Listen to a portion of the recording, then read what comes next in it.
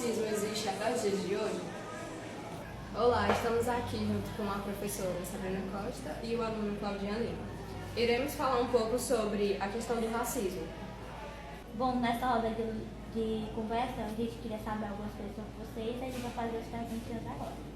Tipo, o que vocês sentem quando são alvo de um racismo?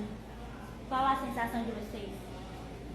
Bom, isso independendo da situação, porque existem várias formas de sentimento, né? Quando ocorre essa quebra. Mas, além de baixar um pouco da nossa autoestima, a gente fica com aquele peso psicológico, porque só por uma diferença de cor a gente não pode sofrer normalmente sempre por isso.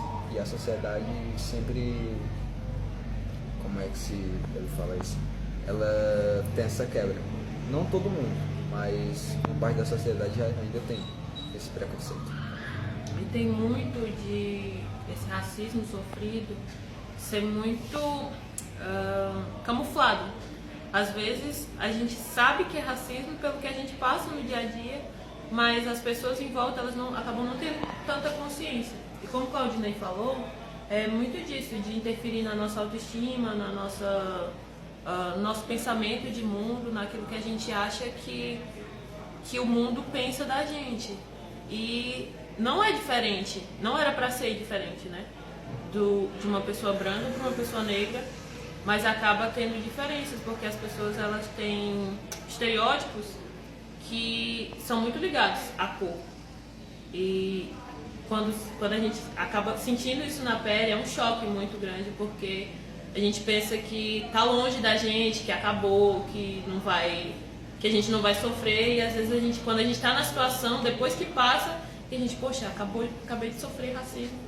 E a sensação primeiro é de não entender o que está acontecendo. E depois é o choque de, poxa, pode dizer. Choquezinho de realidade. É um choque de realidade. Agora eu vou fazer outra pergunta, que é se vocês já sofreram racismo e se vocês queriam citar sobre ele.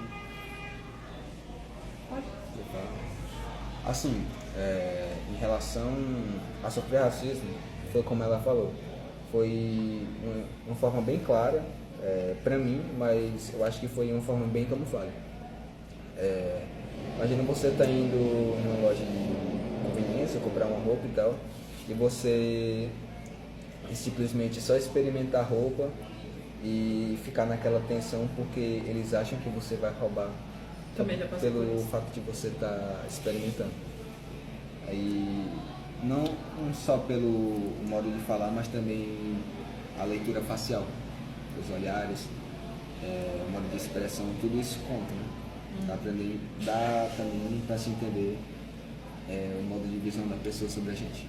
A gente acaba sentindo isso do seguranças também que olham pra gente de maneira assim torta, né? E também vou falar sobre um que me marcou muito, porque foi na infância. Eu era criança, eu acho que eu estava na terceira série, terceiro ano do ensino fundamental. E assim, o que me chocou muito depois de um tempo foi que, depois de um tempo analisando tudo, é que a gente era muito novo e aquilo foi implantado de alguma maneira na cabeça daquela criança, que era meu colega de sala. A gente estava fazendo uma atividade com tinta, sei lá, e aí a menina pegou uma tinta preta e passou na minha blusa, né? Aí eu falei, poxa, você tá sujando minha roupa. Ela falou assim, você tem certeza que não é sua cor que tá largando? Nossa, no dia eu não entendi direito, porque como eu disse, eu era uma criança, né? Mas aí depois a professora chamou e aí foi na coordenação, foi tudo uma história muito, muito louca. E aí foi algo que me marcou muito, que eu lembro até hoje, porque a gente era muito pequeno. A gente tinha o quê? 8 anos. E foi algo que muito pesado para uma criança de 8 anos ouvir e ficar marcado na vida dela. É algo muito, assim, chocante. Bom, no caso, sobre a pergunta agora, a última, né? Eu queria saber o que vocês acham que pode ser feito para mudar a realidade de hoje em dia, quanto a esse assunto. Bom, Eu tenho para mim que o racismo ele não vem da pessoa em si, vem não só do modo de criação dos pais, como em roda de amigo na sociedade, que isso pode ser implantado. E uma maneira, assim, bem simples de mudar isso é tentar evitar o máximo de preconceito possível na infância, né? Tipo, ensinando as crianças, porque ela vai crescer tendo esse preconceito e no decorrer da vida dela ela pode estar cometendo esse ato. E a maneira mais fácil disso é apenas evitar. Outra coisa que também pode ser feito é essa não diferenciação, né? Porque, como eu estava conversando com vocês antes de começar a entrevista, muito do que acontece hoje de racismo tem a ver com a segregação racial, tanto em partes de pessoas brancas, né, que cometem o racismo, quanto por parte dos próprios negros, né? De que, por um mecanismo de defesa, acaba pensando assim, só o negro que é bom, só aquilo que é feito pelos negros, e aí acaba fazendo um racismo, o racismo em si, a essência do significado da palavra racismo, só que contra os brancos. E nem como é feito com os negros, não faz sentido haver essa segregação, essa diferença. Então eu acredito que a partir do momento que o ser humano ele começar a entender que cor, raça, enfim, origem, não faz diferença, que somos todos humanos, aí sim o racismo vai acabar.